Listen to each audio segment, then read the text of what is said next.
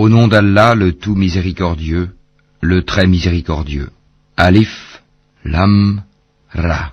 C'est un livre dont les versets sont parfaits en style et en sens, émanant d'un sage, parfaitement connaisseur. N'adorez qu'Allah. Moi je suis pour vous, de sa part, un avertisseur et un annonciateur. Demandez pardon à votre Seigneur, ensuite revenez à lui. Il vous accordera une belle jouissance jusqu'à un terme fixé, et il accordera à chaque méritant l'honneur qu'il mérite. Mais si vous tournez le dos, je crains alors pour vous le châtiment d'un grand jour. C'est à Allah que sera votre retour, et il est omnipotent. Et quoi? Ils replient leur poitrine afin de se cacher de lui, même lorsqu'ils se couvrent de leurs vêtements, il sait ce qu'ils cachent et ce qu'ils divulguent, car il connaît certes le contenu des poitrines. Il n'y a point de bête sur terre dont la subsistance n'incombe à Allah, qui connaît son gîte et son dépôt.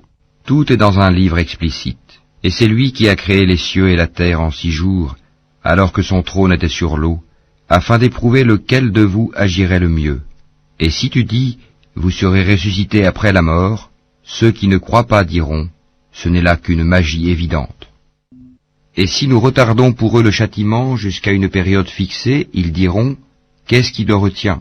Mais le jour où cela leur viendra, il ne sera pas détourné d'eux, et ceux dont ils se moquaient les enveloppera. Et si nous faisons goûter à l'homme une grâce de notre part, et qu'ensuite nous la lui arrachons, le voilà désespéré et ingrat. Et si nous lui faisons goûter le bonheur, après qu'un malheur l'ait touché, il dira, les maux se sont éloignés de moi, et le voilà qui exulte plein de glorioles. Sauf ceux qui sont endurants, et font de bonnes œuvres, ceux-là obtiendront pardon et une grosse récompense. Il se peut que tu négliges une partie de ce qui t'est révélé et que ta poitrine s'en sente compressée, parce qu'ils disent, que n'a-t-on fait descendre sur lui un trésor? Ou bien, que n'est-il venu un ange en sa compagnie? Tu n'es qu'un avertisseur, et Allah est le protecteur de toutes choses. Ou bien ils disent, il a forgé le Coran. Dis, apportez donc 10 sourates semblables à ceci, forgées par vous, et appelez qui vous pourrez pour vous aider, hormis Allah si vous êtes véridique. S'ils ne vous répondent pas, sachez alors que c'est par la science d'Allah qu'il est descendu, et qu'il n'y a de divinité que lui, êtes-vous soumis à lui. Ceux qui veulent la vie présente avec sa parure, nous les rétribuerons exactement selon leur action sur terre, sans que rien leur en soit diminué. Ceux-là qui n'ont rien, dans l'au-delà, que le feu, ce qu'ils auront fait ici-bas sera un échec, et sera vain ce qu'ils auront œuvré. Est-ce que celui qui se fonde sur une preuve évidente, le Coran, venant de son Seigneur, et récité par un témoin, l'archange Gabriel, de sa part, cependant qu'avant lui, Mohammed, il y a le livre de Moïse, tenant lieu de guide et de miséricorde, est meilleur, ou bien celui qui ne se fonde sur aucune preuve valable? Cela y croit, mais quiconque entre les factions n'y croit pas, aura le feu comme rendez-vous. Ne sois donc pas en doute au sujet de ceci, le Coran. Oui, c'est la vérité venant de ton Seigneur, mais la plupart des gens n'y croient pas. Et quel pire injuste que celui qui forge un mensonge contre Allah. Ceux-là seront présentés à leur Seigneur, et les témoins, les anges, diront, voilà ceux qui ont menti contre leur Seigneur, que la malédiction d'Allah frappe les injustes, qui obstruent le sentier d'Allah aux gens, cherchent à le rendre tortueux, et ne croient pas en l'au-delà. Ceux-là ne peuvent réduire Allah à l'impuissance sur terre. Pas d'alliés pour eux en dehors d'Allah, et leur châtiment sera doublé. Ils étaient incapables d'entendre, ils ne voyaient pas non plus. Ce sont ceux-là qui ont causé la perte de leurs propres âmes, et leurs inventions, idoles, se sont éloignées d'eux. Ce sont eux, infailliblement, qui dans l'au-delà seront les plus grands perdants. Certes, ceux qui croient font de bonnes œuvres et s'humilient devant leur Seigneur, voilà les gens du paradis où ils demeureront éternellement. Les deux groupes ressemblent l'un à l'aveugle et au sourd, l'autre à celui qui voit et qui entend. Les deux sont-ils comparativement égaux? Ne vous souvenez-vous pas? Nous avons déjà envoyé Noé à son peuple. Je suis pour vous un avertisseur explicite. Afin que vous n'adoriez qu'Allah, je crains pour vous le châtiment d'un jour douloureux. Les notables de son peuple qui avaient mécru dirent alors, nous ne voyons en toi qu'un homme comme nous, et nous voyons que ce sont seulement les vils parmi nous qui te suivent sans réfléchir, et nous ne voyons en vous aucune supériorité sur nous. Plutôt nous pensons que vous êtes des menteurs. Il dit, Ô mon peuple, que vous ensemble, si je me conforme à une preuve de mon Seigneur, si une miséricorde, prophétie, échappant à vos yeux, est venue à moi de sa part, devrons-nous vous l'imposer alors que vous la répugnez?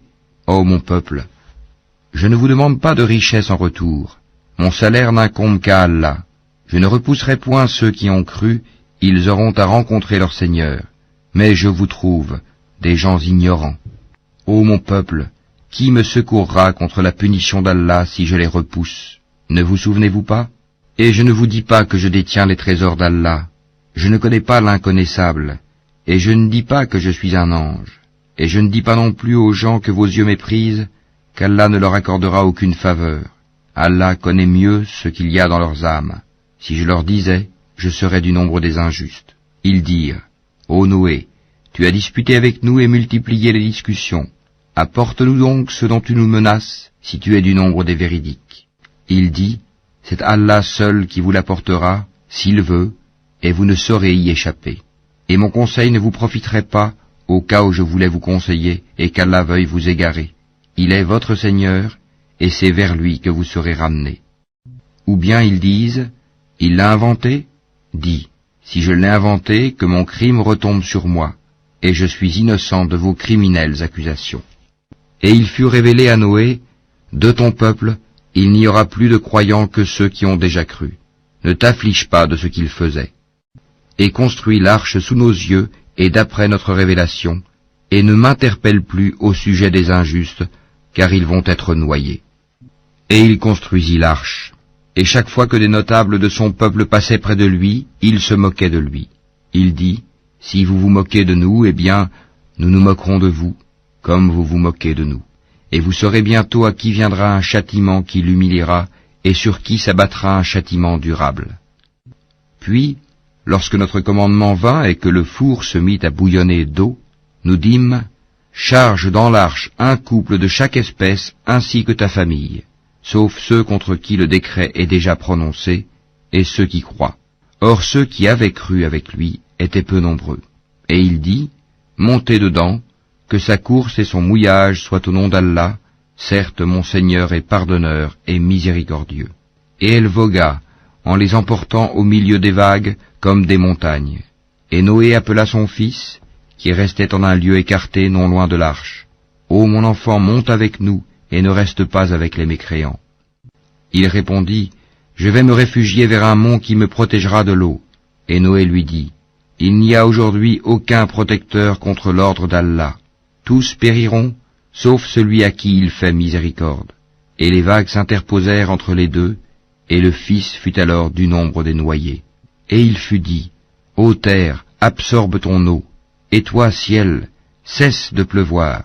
L'eau baissa, l'ordre fut exécuté, et l'arche s'installa sur le Youdi.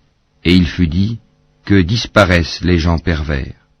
Et Noé invoqua son Seigneur et dit, ô mon Seigneur, certes mon fils est de ma famille, et ta promesse est vérité, tu es le plus juste des juges. Il dit, ô Noé, il n'est pas de ta famille, car il a commis un acte infâme. Ne me demande pas ce dont tu n'as aucune connaissance. Je t'exhorte afin que tu ne sois pas du nombre des ignorants. Alors Noé dit, Seigneur, je cherche ta protection contre toute demande de ceux dont je n'ai aucune connaissance. Et si tu ne me pardonnes pas et ne me fais pas miséricorde, je serai au nombre des perdants. Il fut dit, ô Noé, débarque avec notre sécurité et nos bénédictions sur toi et sur des communautés issues de ceux qui sont avec toi. Et il y en aura des communautés auxquelles nous accorderons une jouissance temporaire, puis un châtiment douloureux venant de nous les touchera.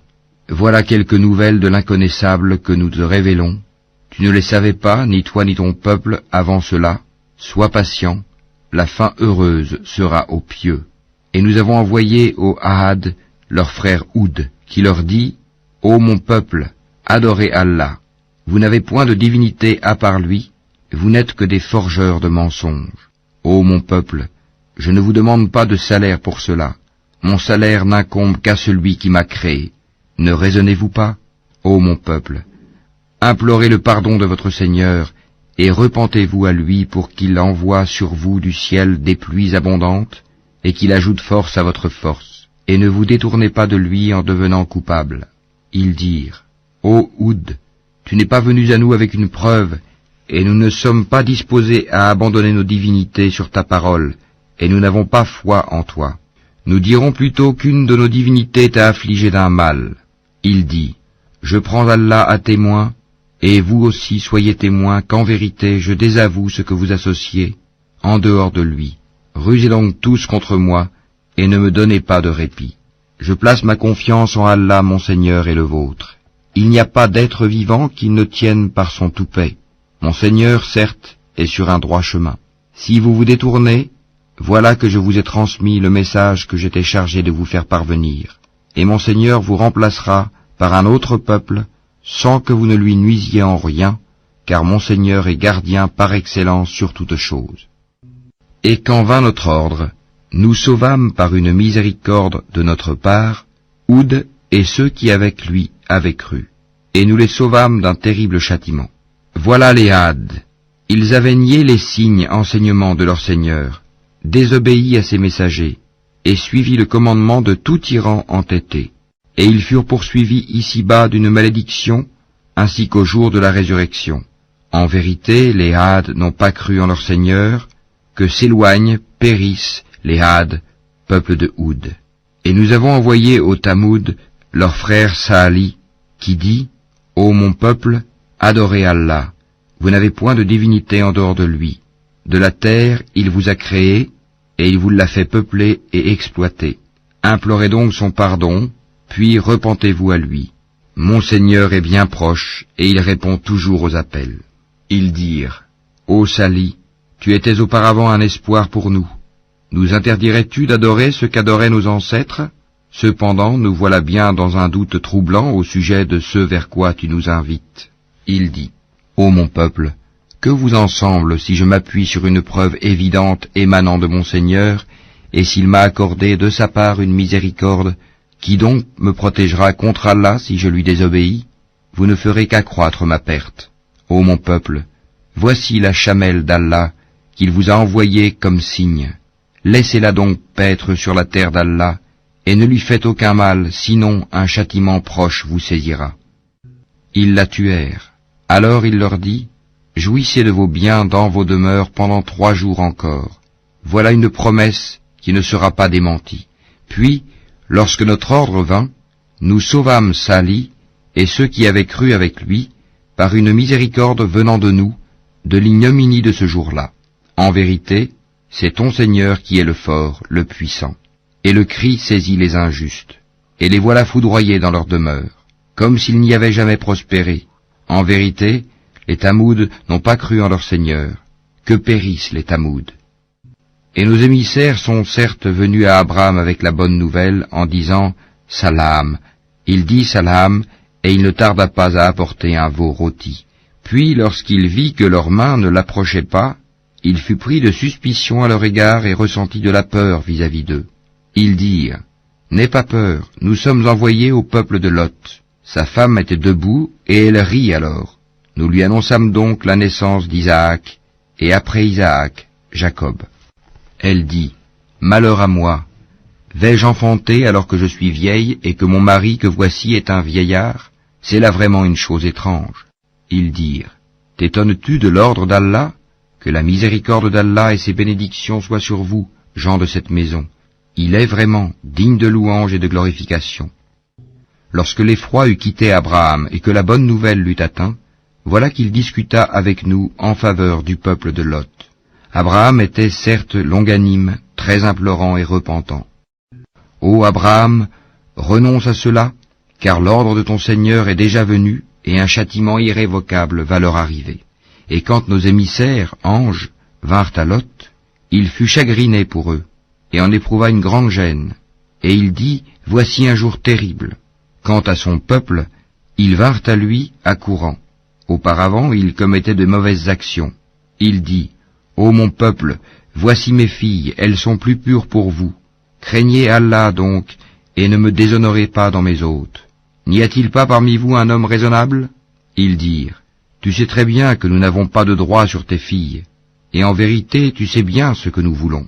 Il dit, Ah, si j'avais de la force pour vous résister, ou bien si je trouvais un appui solide. Alors les hôtes dirent, Ô Lot, nous sommes vraiment les émissaires de ton Seigneur. Ils ne pourront jamais t'atteindre. Pars avec ta famille à un moment de la nuit, et que nul d'entre vous ne se retourne en arrière, exception faite de ta femme qui sera atteinte par ce qui frappera les autres. Ce qui les menace s'accomplira à l'aube. L'aube n'est-elle pas proche? Et lorsque vint notre ordre, nous renversâmes la cité de fond en comble, et fîmes pleuvoir sur elle en masse des pierres d'argile succédant les unes aux autres, portant une marque connue de ton Seigneur, et elles, ces pierres, ne sont pas loin des injustes. Et nous avons envoyé aux Madian leur frère Chouaïb, qui leur dit, Ô mon peuple, adorez Allah, vous n'avez point de divinité en dehors de lui, et ne diminuez pas les mesures et le poids. Je vous vois dans l'aisance, et je crains pour vous, si vous ne croyez pas, le châtiment d'un jour qui enveloppera tout. Ô mon peuple, faites équitablement pleine mesure et plein poids, ne dépréciez pas aux gens leur valeur, et ne semez pas la corruption sur terre. Ce qui demeure auprès d'Allah est meilleur pour vous si vous êtes croyants, et je ne suis pas un gardien pour vous. Ils dirent, Ô Chouaïb, est-ce que ta prière te demande de nous faire abandonner ce qu'adoraient nos ancêtres, ou de ne plus faire de nos biens ce que nous voulons? Est-ce toi l'indulgent, le droit? Il dit, Ô mon peuple, voyez-vous si je me base sur une preuve évidente émanant de mon Seigneur, et s'il m'attribue de sa part une excellente donation? Je ne veux nullement faire ce que je vous interdis. Je ne veux que la réforme autant que je le puis, et ma réussite ne dépend que d'Allah.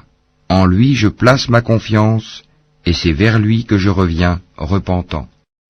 Ô mon peuple, que votre répugnance et votre hostilité à mon égard ne vous entraînent pas à encourir les mêmes châtiments qui atteignirent le peuple de Noé, le peuple de Houd, ou le peuple de Sali, et l'exemple du peuple de Lot n'est pas éloigné de vous. Et implorez le pardon de votre Seigneur, et repentez-vous à lui. Mon Seigneur est vraiment miséricordieux et plein d'amour. Ils dirent, Ô Chouaïb, nous ne comprenons pas grand-chose à ce que tu nous dis, et vraiment, nous te considérons comme un faible parmi nous. Si ce n'est ton clan, nous t'aurions certainement lapidé, et rien ne nous empêche de t'atteindre. Il dit, Ô mon peuple, mon clan est-il à vos yeux plus puissant qu'Allah, à qui vous tournez ouvertement le dos? Mon Seigneur embrasse, en sa science, tout ce que vous œuvrez. Ô mon peuple, agissez autant que vous voulez, moi aussi j'agis. Bientôt vous saurez sur qui tombera un châtiment qui le déshonorera et qui de nous est l'imposteur. Et attendez la conséquence de vos actes. Moi aussi j'attends avec vous. Lorsque vint notre ordre, nous sauvâmes par une miséricorde de notre part Chouaïb et ceux qui avaient cru avec lui, et le cri terrible saisit les injustes, et ils gisèrent dans leur demeure, comme s'ils n'y avaient jamais prospéré, que les Madian s'éloignent comme les Tamoud se sont éloignés. Et nous avions envoyé Moïse avec nos miracles et une autorité incontestable à Pharaon et ses notables, mais ils suivirent l'ordre de Pharaon, bien que l'ordre de Pharaon n'avait rien de sensé. Il précédera son peuple au jour de la résurrection, il les mènera à l'Eigad du feu, et quel détestable Eigad! Et ils sont poursuivis par une malédiction ici-bas et au jour de la résurrection. Quel détestable don leur sera donné! Cela fait partie des récits que nous, Mohammed, te racontons concernant des cités. Les unes sont encore debout, tandis que d'autres sont complètement rasées. Nous ne leur avons fait aucun tort, mais ils se sont fait du tort à eux-mêmes. Leur divinité qu'ils invoquaient en dehors d'Allah ne leur ont servi à rien quand l'ordre, le châtiment de ton Seigneur fut venu. Elles n'ont fait qu'accroître leur perte. Telle est la rigueur de la prise de ton Seigneur quand il frappe les cités lorsqu'elles sont injustes. Son châtiment est bien douloureux et bien dur. Il y a bien là un signe pour celui qui craint le châtiment de l'au-delà. C'est un jour où les gens seront rassemblés, et c'est un jour solennel, attesté par tous. Et nous le retardons que pour un terme bien déterminé. Le jour où cela arrivera, nulle âme ne parlera qu'avec sa permission, celle d'Allah. Il y aura des damnés et des heureux. Ceux qui sont damnés seront dans le feu où ils ont des soupirs et des sanglots, pour y demeurer éternellement tant que dureront les cieux et la terre, à moins que ton Seigneur en décide autrement, car ton Seigneur fait absolument tout ce qu'il veut. Et quant aux bienheureux, ils seront au paradis pour y demeurer éternellement, tant que dureront les cieux et la terre, à moins que ton Seigneur n'en décide autrement. C'est là un don qui n'est jamais interrompu. Ne sois donc pas en doute au sujet de ceux que ceux-là adorent. Ils n'adorent que comme leurs ancêtres adoraient auparavant, et nous leur donnerons la totalité de leur part, sans en rien retrancher. Et nous avons déjà donné à Moïse le livre. Il y eut des divergences à son sujet.